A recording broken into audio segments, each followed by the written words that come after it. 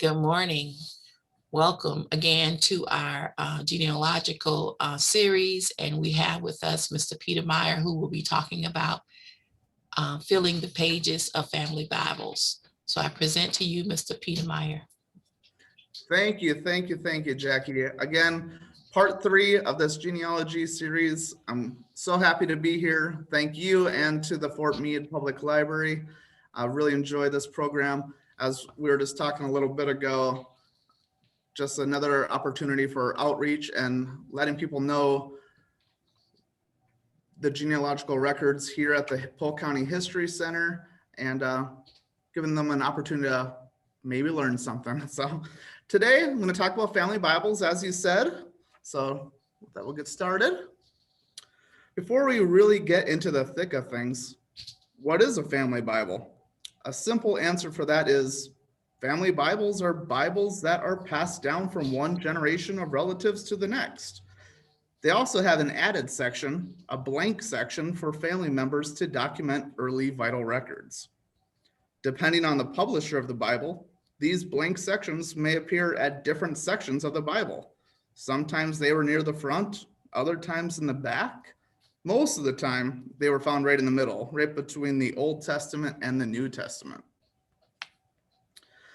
Family Bibles may be inscribed with birth or baptismal information, marriage information, or death or burial data, as well as other noteworthy historical information such as photographs, flowers or leaves, embroidery.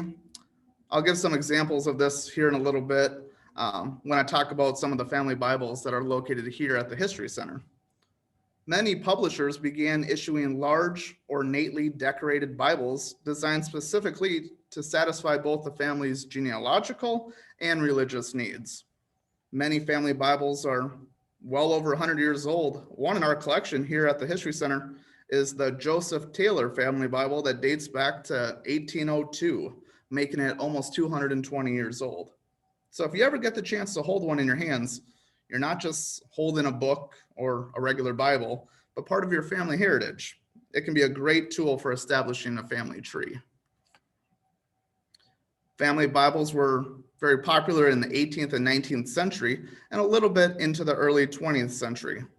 Now, anyone could own or keep a family Bible, but before recording vital statistics became required nationwide, family Bibles served as the official record keepers for Protestant Christian families. Catholic families still had their parish church registers where this information was collected and recorded, whereas Protestants had their Bibles. This makes family Bibles extremely valuable genealogical records as they may contain information that might not be recorded and usually wasn't recorded anywhere else. At the end of the 19th century, kind of early 20th century, statewide and nationwide registration of vital statistics start to become laws. Florida, for example, began statewide registration of births and death records in 1899 and started reporting marriages in 1927. These statewide registers varied from state to state. On the national level, in regards to really the national statistics, it took until 1915 for the National Birth Registration Area to be established, which required the collection of registries of live births to be passed over to the Bureau of the Census to produce national statistics. It took till about 1933 for the National Birth Registration Area to be completed. So long story short, prior to these statewide and national efforts to document and record these statistics or this information, family Bibles were tremendously valuable for the genealogist. So how far back do family Bibles, or should I say, how far back do family Bibles that have survived the test of time go? The earliest recorded date in a family Bible that is available to us is the birth of John Bullard in 1485. John Bullard's family Bible can be found online in the Digital Public Library of America's collection. Today, most families don't own a family Bible, but at one point, they were everywhere. Almost everyone had a Bible, even if it was the only book that they owned. Even non-religious families may have owned a family Bible. And a major selling factor was the records or register section. Bibles were often important gifts for newly married couples.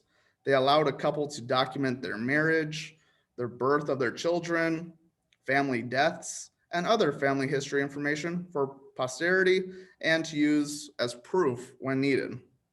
When I say proof, that could possibly be to prove relationships for pensions, inheritance, or whether you are just looking to further solidify your genealogical research.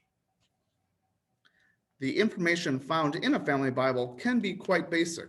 However, other times it is a goldmine of useful information. As mentioned earlier, they can be helpful in searching for early vital records. They may even identify where an event took place. They could be useful for revealing the names of all the children in a family, as well as their fates, whether they died as children, or if they grew up and got married, or if they stayed single, especially at a time when the only mention of a child may be in a census. Since the federal census was only taken every 10 years, and sometimes state census at the 5-year mark, many children in a family might have been missed being recorded if they also died as children. Or as I mentioned in parts 1 and part 2 of the genealogical series, there was a 20-year gap between the 1880 census and the 1900 census. So it is possible that a child could be born, grow up, and marry and leave the house in that 20-year time period and never show up with her birth family in any census. So a family Bible could be a great source to connect a family group. They could also be the key to an elusive maiden name or a clue to find the birth date or location of an ancestor. A lot of times, the information found in family Bibles can't be tracked down at your local historical society or library or online genealogical database. They can contain personal information that was never written down anywhere else, making it irreplaceable. The images on the screen here were actually handmade bookmarks that were found in a family Bible here in our collection here at the History Center. Since they were often passed down from generation to generation, you might see different handwriting in the recorded pages. Now, this information was usually recorded when it happened or soon after by someone with firsthand knowledge of the event. So it was usually pretty accurate and trustworthy. However, that is not always the case. It was not always gospel. I had to try to fit at least one pun into one of these presentations. When using a family Bible for genealogical research, you will still need to evaluate the source and the information listed. The same can be said for really any research. You never want to take a single source of information as being the end-all fact. Good research should consist of a deeper look. So continue searching and see if you can locate any other record to back up the data, if it even exists. The information found in family Bibles can be a great source to verify other sources, or at least help you narrow down a search within a credible source. This next slide has an image from one of our family Bibles. I know it is probably hard to see and read, but the main reason I wanted to show you this image is because it is an example that shows multiple people contributing to the documentation of the data. And it also shows information that was recorded at different time periods. By looking at the handwriting and analyzing the ink used, you can hypothesize different outcomes. For example, here in this image, the first 7 or so entries look to be written in the same handwriting at the same time. I can assume that these entries were all written by the same person on or after September 3rd, 1858, which is the last date in that entry of those entries there. That being said, the first entry is dated January 12th, 1802, meaning it was documented at least 56 years after it actually happened. Definitely something to be aware of when examining these records. Some questions to ask when you are evaluating a family Bible. Do any of the dates that are documented occur before the publication of the Bible? If so, that would mean all these dates were entered at a later date and not at the time of the actual event. Is all the information written in different inks? Does the handwriting style change? Or does it look like everything was written at the same time? If all the information was written at the same time, this is called catch-up entries. Some person sat down and recorded past information all at once, as we saw on that previous slide. Did the person making this documentation know for sure that that information was 100% fact? Information on a birth or death may have been written years after the event occurred, making it prone to error. Whose Bible was it? Who entered the information? Was it grandma's Bible and she listed all her children's births as they occurred? Or was it her out of state brother's Bible who was notified of the births from a letter? Is there any memorabilia stored in the pages of the Bible? If so, what do these items mean? All of these are good questions to ask when analyzing a family Bible. These other items stored in the pages could be things such as poetry, schoolwork, correspondence, news clippings, photographs, flowers or leaves, bookmarks, and ribbons. These extra items can possibly provide insight into a family's or an ancestor's private life that might otherwise not be known, might be lost. For example, the pictures here to the right were flowers found in one of our family Bibles. With no other context, these flowers could be a clue to the type of personality or lifestyle of the person who left them behind. We have a Bible in our collection that contains a photograph of two men. Now, I haven't done much looking into it to find out who these men are, but there's a good chance that these two men are family members or ancestors of whoever owned this book. It might be a photo that no surviving descendants have ever seen. One thing I also want to mention is the presentation page, which, if the Bible had one, was usually located in the front. And this presentation page may also contain names and family relationships as well. So definitely keep that in mind when examining a family Bible. Now, as we research the South, family Bibles could be of interest to genealogists who are researching African American history, whose ancestry trails often go cold prior to the Civil War. Prior to the 1860s, there is little documentation beyond first names and estimated ages in bills of sale, wills, or property lists produced during slavery. Family Bibles are some of the only documents that contain the names of slaves, and in rare cases, their ages, birth dates, and parentage. Because African Americans during this time were listed among the slaveholding families' names, it can be difficult to distinguish which are family members and which were their slaves. So some care is required when working with these records. Generally, slaves are listed without a last name. In DPLA's collection, which I mentioned earlier as the Digital Public Library of America, they have a pretty large collection of family Bibles, mostly from North Carolina area, but using both Bible records and African American as search terms, produced almost 150 different records. So definitely a good place to look. Some families still keep family Bibles today and continue to update them, more as a family tradition than as a method of permanent record keeping. The recording of this genealogical information in these old family Bibles was superseded by mandatory vital record registration that took place nationwide. Even though digital record keeping and online research has eased the process of genealogical research, there is something special, at least for me, about a physical handwritten link to the past that a photocopy or monitor just can't emulate. When examining the family Bibles we have here in our collection, compared to looking at the Bibles that are digitized online, I feel it is a completely different experience that is difficult to put into words. Now, our oldest Bible in our collection, the Joseph Taylor Bible, here is a little information about it.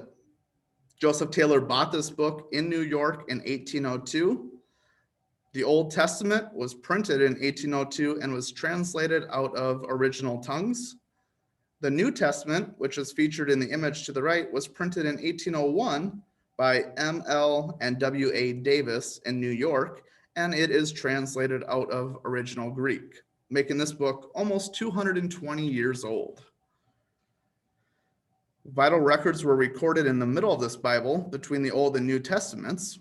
and the records were written in various handwriting styles and different inks, which makes sense as we know this Bible has been passed down to multiple generations in which the beholder continued to document the data.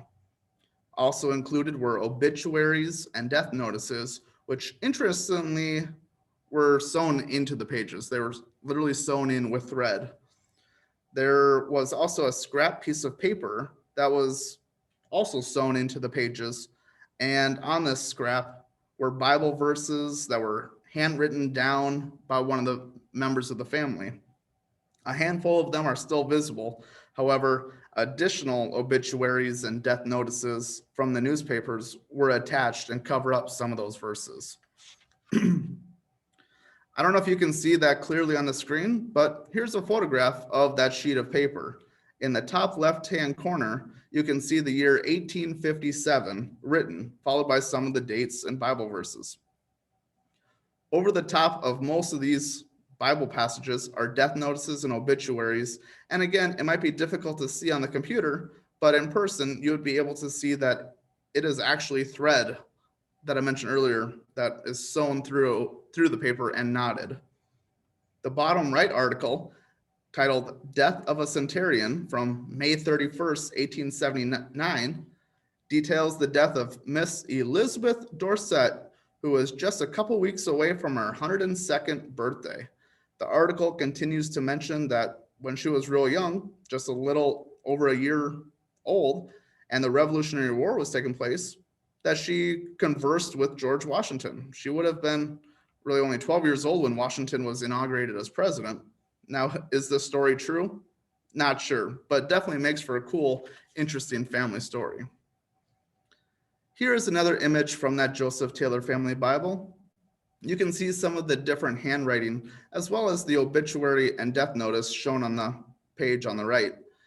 Probably the easiest entry to read on the screen would be the entry on the bottom of the left page, and it reads, Elizabeth Taylor, daughter of Joseph and Martha Taylor, was born August 6th between 8 and 9 in the morning, 1805. So it clearly identifies names, parents, date, and time of birth. The only thing really that is missing in this information there is the place of the birth. Here is a little better picture of the thread knot from the death notice on the previous slide. This image also shows a list of marriages for the Taylor family, including the Elizabeth Taylor, who we read off one of the last images. This marriage entry shows that she married a John Michoud, if that's pronounced correctly, on December 18th, 1834, making her 29 years old when she married. It is definitely a great start, but also notice the similarities in handwriting and ink for most of those marriages. The first 5 or so entries look like the same handwriting and were probably written at the same time.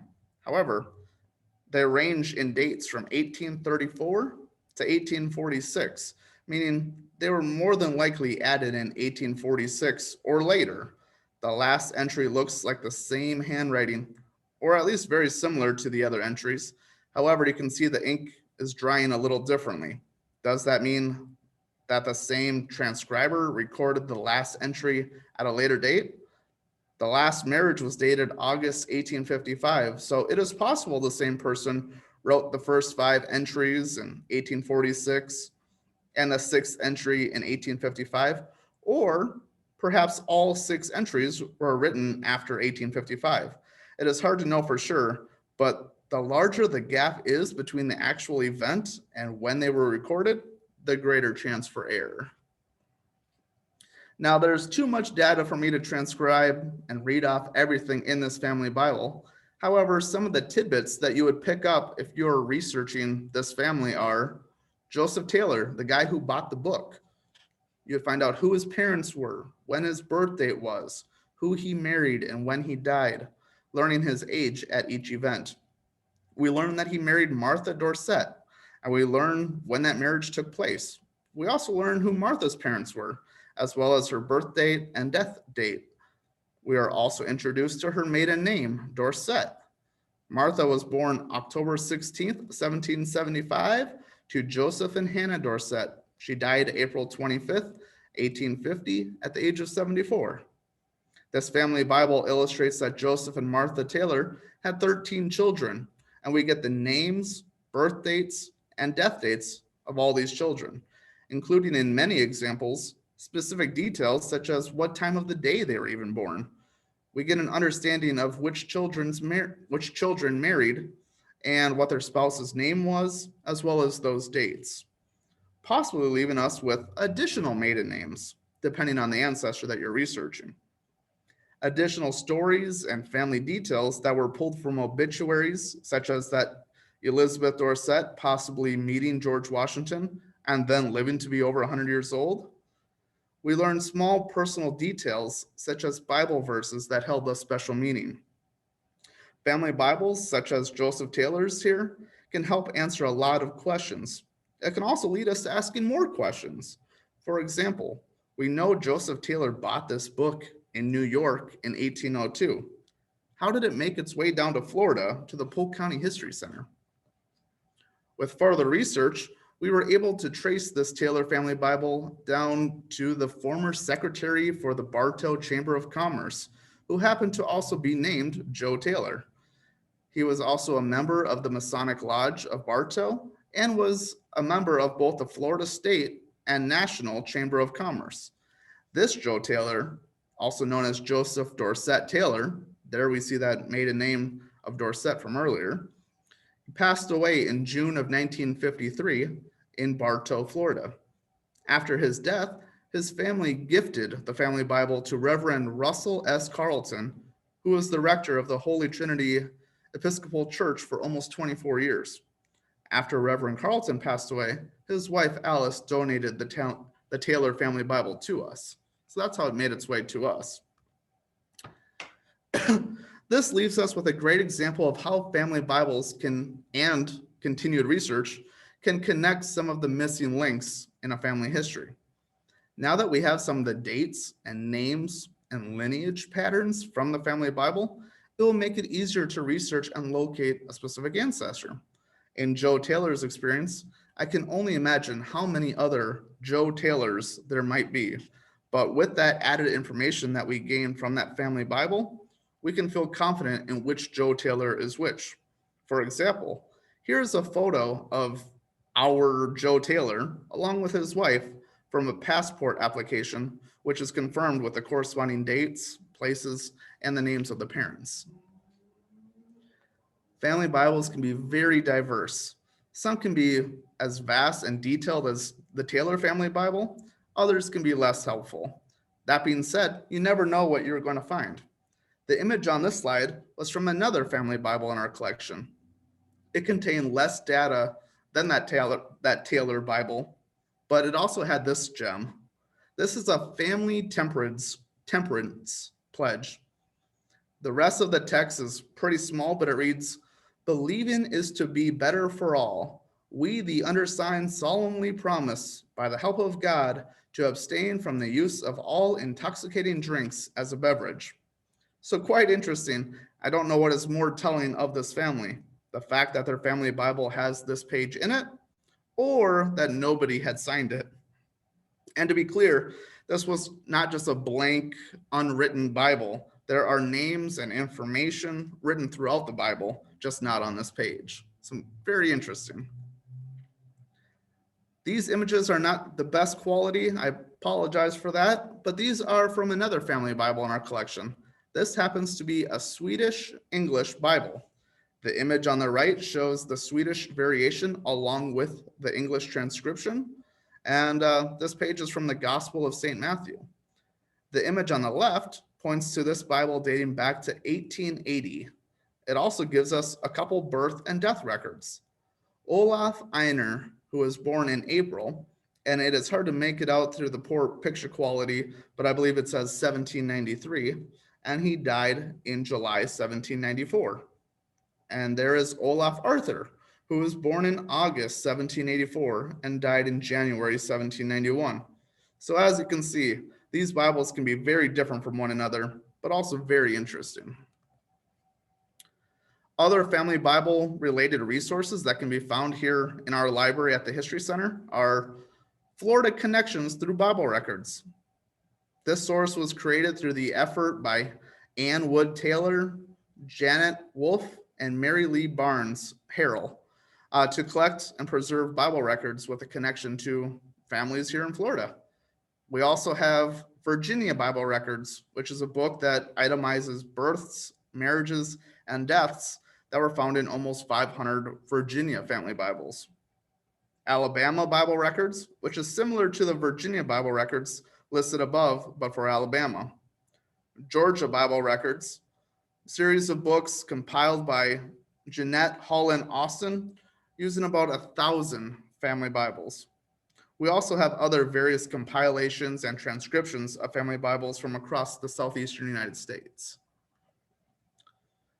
Any Polk Countyans who don't know what to do with their family Bible, reach out to us at the History Center. We're always interested in increasing our genealogy collection, especially when it comes to family Bibles. Here is a link to our digital collection. One of our online collections is our family Bibles. So definitely check out that website. Take a look at what we have. I believe we have 12 of our family Bibles on that collection right now, but we are continuing to add more. So definitely check it out. Other places to look, there are 2 large family Bible collections that can be found on the Digital Public Library of America website, which is dp.la. Pretty simple to remember website. North Carolina Department of Cultural Resources, which has over 2,100 transcribed family Bibles, and the South Carolina Digital Library, which has about 100. These collections are filled with rich information about family connections and provide insight into how people of the American South lived and died during the mainly 18th and 19th century. There is also the Tennessee State Library and Archives. This archives has made their Family Bible Records Project available online, which contains roughly 2,500 individual sets of records from the late 1700s to the early 1900s. The Daughters of the American Revolution website has an index of more than 60,000 family Bible records. Even eBay could be a place to look to find family Bibles, as well as antique and rummage sales. They could also turn up some interesting family Bibles as well. That kind of does it for my presentation today. So if you have any questions, feel free to stop by the Polk County History Center. We are located in the old courthouse here in Bartow, right on Main Street. We are open Tuesdays through Saturdays from 9 a.m. to 5 p.m. Feel free to call us if you need to get a hold of us. The number is up on the screen, as is my email address. For the people watching this video, I definitely recommend you checking out our genealogy speaker series. It is a free virtual program that takes place on the last Saturday of the month, January through October. We don't have the program in November and December, mainly because the last weekend of the month is surrounded by holidays. So January through October, the last Saturday of the month at 10 a.m. Eastern time zone. Each month, we feature a different guest speaker that presents on a different genealogy related topic. For example, this month, our March genealogy speaker series takes place on March 27th, and we will have Gail Laundrie from the Lakeland chapter of the National Society Daughters of the American Revolution. And she is going to present a program titled Finding Your Revolutionary War Patriots. Next month, on April 24th, we will have Dr. Josh Goodman, who is the archives historian at the State Archives of Florida, and he is going to do a presentation all about the unique genealogical sources at the State Archives of Florida. Both of these programs should be very interesting. To register or to get more information of our program, please contact me and I'll be more than happy to help with that. So with that, thank you again, Jackie. Thank you, the Fort Meade Public Library, for having me, and thank you.